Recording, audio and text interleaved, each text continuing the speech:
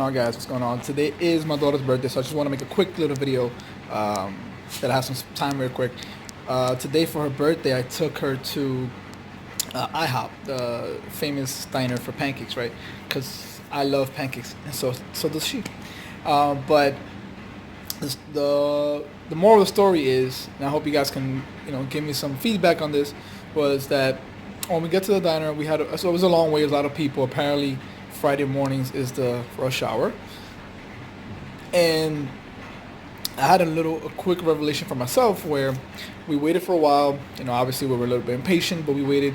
I think it took about half an hour. They gave us a seat, and when we were seated next to a couple. Obviously, it was kind of right next to each other. I would say it was like maybe 2 feet away from the couple, and the place was packed, so everybody was on top of each other. And when we got there, they were just quiet and no type of acknowledgement to me or my kids, or just really quiet. So when I'm with the kids and we're about to get order our food and get ourselves situated, they're just really quiet, right? And it's a couple.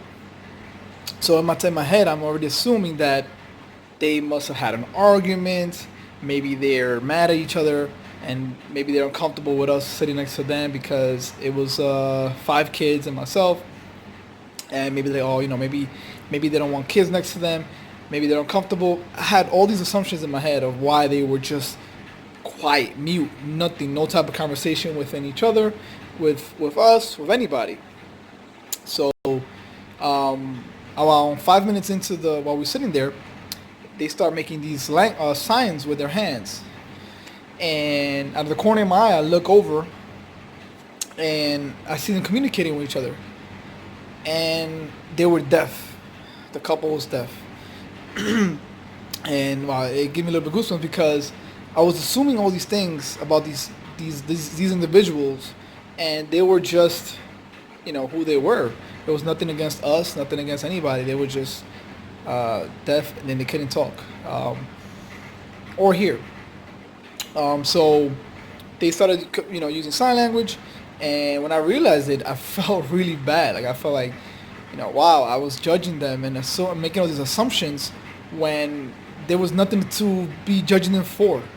And I think a lot of us do this in life. We make so much assumptions. We make so much assumptions of everything, relationships, people, business.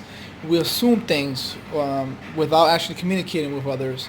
And that's what leads to like disagreements and all these type of hardships in life, because we'd rather assume than actually communicate. And on this Friday, I want to maybe share this message with you guys, maybe give you a little bit of inspiration, but whatever it is. But, one, communicate as opposed to assume. And 2, being more grateful, because, sometimes we get lost in things we don't have. But right now that I'm able to communicate with you guys and I'm able to talk is a gift, right?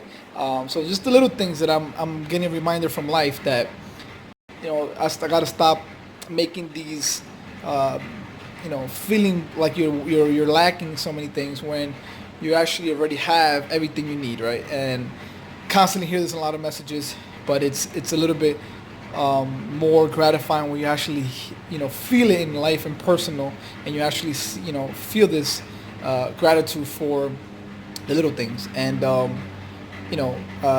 I've heard messages from the more apparel couple that I follow here on Instagram, and I'm gonna go ahead and tag them.